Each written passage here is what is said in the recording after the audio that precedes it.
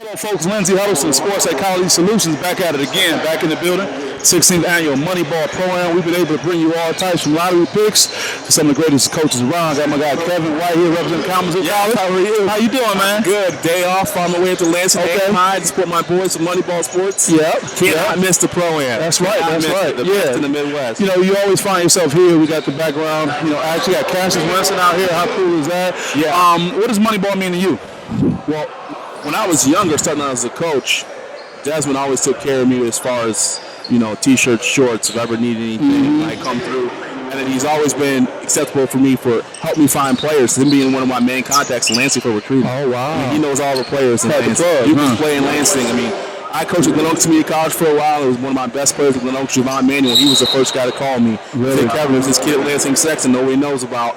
He goes, he's pretty good. I wouldn't watch it. So that's when I've always been close to contact with players and that kind of thing. And then just getting to watch guys in the ProaAm that you don't get to see regular day-to-day basis. During the season, I can't just drop what I'm doing to go out, for instance. So it's kind of nice. Plus, it helps that it's free. Yeah. You can't beat that. Sure, you get it. That's great, Kevin. You know, before we go any further, talk about you, your background, your coach career in basketball. How important is it for you to be able to rely on someone giving a good recommendation about a ball player or where they're playing ball at? You know, when you go check something out. It's all about relationships. Okay. I mean, I've been coaching now for almost 20 years, and I can. Desmond's number hasn't changed, and mine hasn't either. But if I need a player, it's the person I'm going to call. Right. You know, I know for a fact that many people contact him about information on players. Sure. You got to have people like that. A lot of us coaches, small college coaches, we're doing the same thing as a big D1 guy, just not in the same scope. Right. So for me to have contacts like that now, if I continue to grow as a coach, I'll always have that contact where I started from. Right. Kevin, you talk about your 20-year coaching career. Why don't you tell the people who are going to be checking this video out a little bit about your background, you know, where you started. We got time, you know, we can go through that a little bit. Then we'll get to where you are right now and what we can talk about helping these young athletes out here and how we can help them. Do that. So go ahead. Take us a little through bit of myself, you know, I'm not 6'8". I played at Glen Oaks Community College for 2 years. I got my associate. I want to stay in the game as long as possible. So I had somebody give me advice at a young age. If you start coaching, you'll never be out of the game. And I was 19. If you start coaching, you'll never be out of the game. Yeah. So I started coaching at 19. Which is relatively young because guys are still trying to keep playing. And I started coaching in college at 19. I was blessed to coach at K College, a JV coach at 19 years old. My players at the time were 19, 18. So it's all about building relationships. Sure. So being an assistant coach now still, and been in different spots like Glen Oaks Community College as an assistant, Albion College as an assistant, Richard Academy for 1 year, the prep school. Like, it's all about relationships. Sure. And being a young assistant and not being married, not having kids, I tell these young players, the ball's going to stop bouncing at some point. What are you going to do when the ball stops bouncing? Me, I took that advice and I ran with it. And I've been coaching now ever since. And now, on a night off, what am I doing? I'm at the Moneyball Classic. Yeah. Why do you think so many great players who go to these great programs all throughout miss that opportunity for growth, miss that opportunity to loop back around to stay involved in the game with coaching or something like that? They really don't know what to do because they're so used to playing all the time. And they don't know what to do with that knowledge. You know, a lot of doctors turn into professionals. They want to continue to teach and continue to learn. In basketball, we just think we're going to play forever. That's it. So we have to have more young coaches get started and more young officials get started at a young age. That's true. You can officiate for 35, 40 years to make a decent living. You're right about that. Right now, we're short on officials. We're short on quality young coaches that want to get out and get on the grind and understand relationships with guys like Desmond Ferguson can be huge to your coaching career. You know, with AAU, how much that's grown, and training young kids and starting your own program, you turn it into a job now. Sure. So I think a lot of young players, as they get older, the knees start to go, the back start to go. What is your plan? Well, I really don't want to work. Well, I don't go to work every day. I love what I do. Because you love what you do. I don't go to work every day. I like that. And I was smart enough to marry an athletic trainer, and she was in athletics, so we don't go to work every day. Sure. We love what we do. It's awesome. You guys on the same page. Exact same page. You know, I think you have a great message, Kevin, when you talk about what are you going to do when it's done. And at the end of the day, we're still at the show. And if not, we're probably a little bit more influential on the show than you would be if you were still trying to extend your playing career, because you might be on the end of the bench in somewhat obscurity compared to being an influencer, helping someone get an excellent education in college. Exactly. You know, or just being up on it to where the players still got to come through you and you can have an influence. Yes, for sure. I think that's important to be able to share. So you had an early start at coaching, which was great. And I think the last time we talked, you were transitioning to a new role at K College a few years ago, if I remember correctly. Yeah, so now I'm in charge of recruiting. Wow. So I hold that title in charge of recruiting. And let me tell you, you got to talk about having some connections. And my boss is Jay Smith, who everybody knows, worked with the Fab Five, went to Central Michigan. Being a recruiting coordinator was one of the things that I've always had a passion about doing, because I think that's where it starts at the grassroots, being able to evaluate talent, and making a roster and putting a roster together, and helping to build that. You know, I travel over to players, try to find players. That's one of my main roles, and I love it. Talking to high school coaches, I mean, I'll talk to the janitor, the principal, I'll talk to everybody. That's kind of my actions. So on that note, when you talk about an excellent institution in the K College, and we can have a sidebar conversation about, you know, whether that's a better opportunity for someone than some of these other, you know, basketball programs, because it's a fine institution. I know that from being a Western Bronco and being up close. But when you talk about recruiting, what can you say to players on all levels, or I should say all levels of skill, speaking as a recruiter in general, what they should be focused on, and one of the things that they're probably not focused on? It's a 40-year investment. It's not a 4-year investment. Wow, Miles said that the other day. It's a 4-year investment. Miles Bridges got drafted because he went to Michigan State. He went to the right school. That was a perfect fit for him. That offense was for him. And the Michigan State culture got him drafted in the NBA. They trained them to be professionals outside of basketball and inside the basketball world. You think that alumni base at Michigan State, their basketball alumni base, is very connected. They take care of one another. You know, so in we go back to K College, we're the same way. Now, I may have more doctors and lawyers than Tom Izzo might have on my roster, but we take care of each other. You know what I mean? I do. We work for our guys to get offers, not to get interviews. There's a difference. There's a big difference. I heard that, and that's going to be on the screen as we speak. I get it, man. You know, like I said, I've experienced that beautiful campus, that beautiful, very intimate, you know, space. That's a great space. And we're in the city.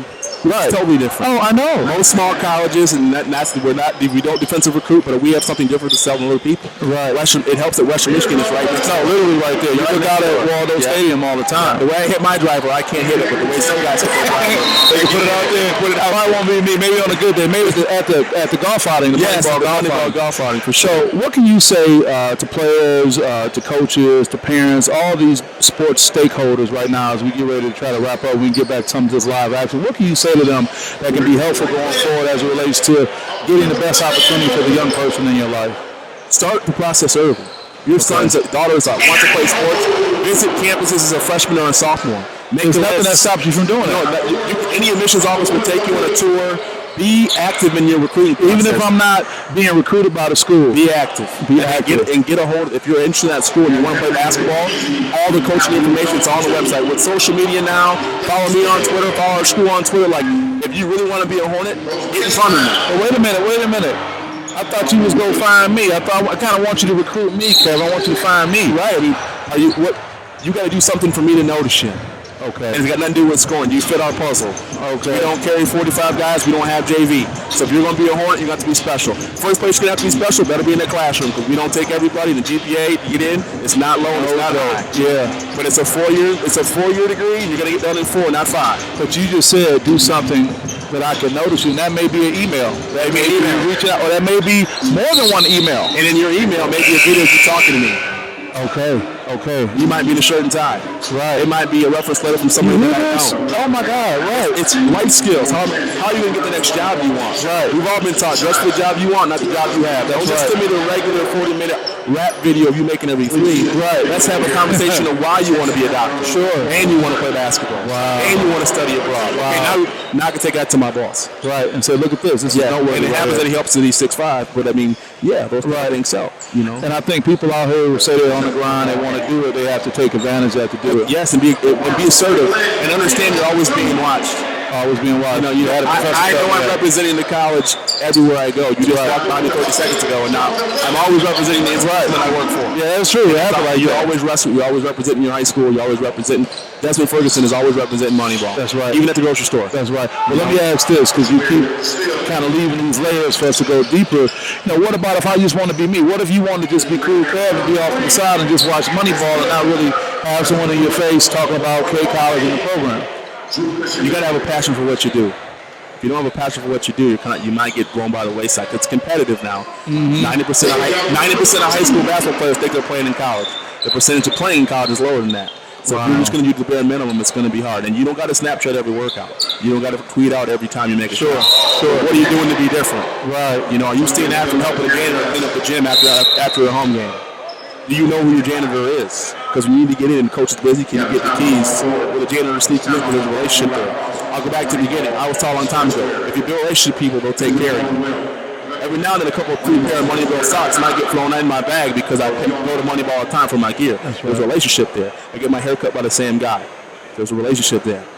So a lot of young people don't understand the importance of building relationships. So the last thing on this point, because Kevin, we end up doing a dissertation course. Yeah. That's a good thing, which means we got to follow up. We got to talk some more. For sure. But when you talk about that, how important, and you can say this without being biased, how important is to stay at one place as opposed to transfer. Loyalty. Big word of mine, loyalty. I've been at Kalamazoo College now for 8 years. Everyone's, why are you going there for this job? Well, the best job in the country right now is the job that I have, so that's the job that I have. That's huge. And you look at all the transfers, and everyone has a different path, but ask the questions you don't want the head coach to answer when they're being recruited. There's 7 point guards on the roster. I play point guard. Why are you recruiting me? Wow, right. It's not about the bigger, because most college freshmen in big programs don't what? They don't play. They don't play freshmen? They don't play freshmen. We were just talking about that with Coach Izzo and that thing. And that's as good as Gabe Brown and those freshmen were. They Foster Lawyer's game against Ohio State, because I studied huge. The commentators they were making me upset. They were like, "Oh, this isn't a whim. The kid was Mr. Basketball. Right. He's a special player, but he prepared for the moment. Right. You can complain. Certain kids you be loyal to your system. Right. And learn the system. You're a freshman. It's going to be different. Right. Not like high school. And be ready to deal with adversity. And that's wherever you are. Yeah, exactly. That's it. Well, folks, we got Kevin White here representing Kalamazoo College, a beautiful place. Great young man out here on the coaches in Carolina. Thank you for what you shared. Let's catch up soon. We'll get you down to the zoo. Get you back home. It ain't hard. I know how to get there, exactly. Man. Yeah. I'm a Bronco too myself. So there we go. Okay. I appreciate it. Sports Psychology Solutions, we're out. Moneyball ProaAm. See you next time.